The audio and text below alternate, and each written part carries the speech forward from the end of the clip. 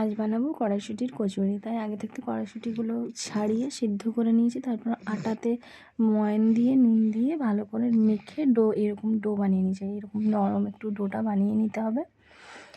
তারপর গ্যাসে কড়াই চাপিয়ে তেল গরম হতে দিয়ে দেব। তেলটা গরম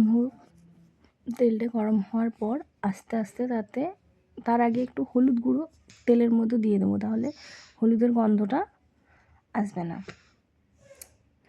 হলুদ গুঁড়োটা দিয়ে দেওয়ার পর এই যে দেখতেই পাচ্ছ আমি হলুদ গুঁড়োটা দিয়ে দিলাম।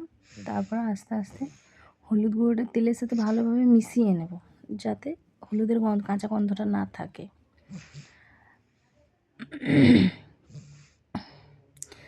মিশিয়ে নিলাম। এরপর আস্তে আস্তে আদা, জিরে, লঙ্কা একসাথে বেটে রেখেছিলাম আগে থাকতে, সেটা দিয়ে ভালো করে নাড়াচাড়া করে নেবো একটু।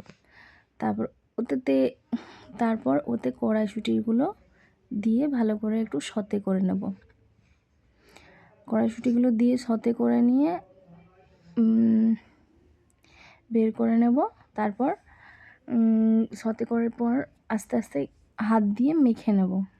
সেই মাখাটা তোমাদেরকে আজকে আমি আর দেখাতে পারলাম না, কারণ আমার ক্লিপটা তোলা হয়নি, ওই জন্য। এই দেখো কড়াইশুঁটিগুলো ঢেলে দিলাম। তার সাথে কিছু মটরও দিয়েছিলাম, কারণ কড়াইশুঁটি একটু কম ছিল তো, তার জন্য।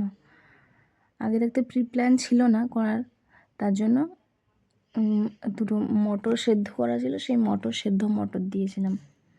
এরপর মেখে নেওয়ার পর এরকম লেচি কেটে তাতে ভেতরটা খাল করে, দেখতে পাচ্ছ কীভাবে করা হচ্ছে। তারপর ওতে পুরটা দিয়ে ভালো করে মুড়ে নেব, ভেতরে দিয়ে যাতে পুরটা না বেরিয়ে আসে, পুরটা যাতে বেরিয়ে না আসে সেরকমভাবে আমরা করে নেব। তারপর দেখতেই পাচ্ছ আমি তারপর আস্তে আস্তে বেলে কড়াইয়ে তেল দিয়ে তেলটা গরম হলে লুচিটা ছেড়ে ভালো করে ভেজে নেব।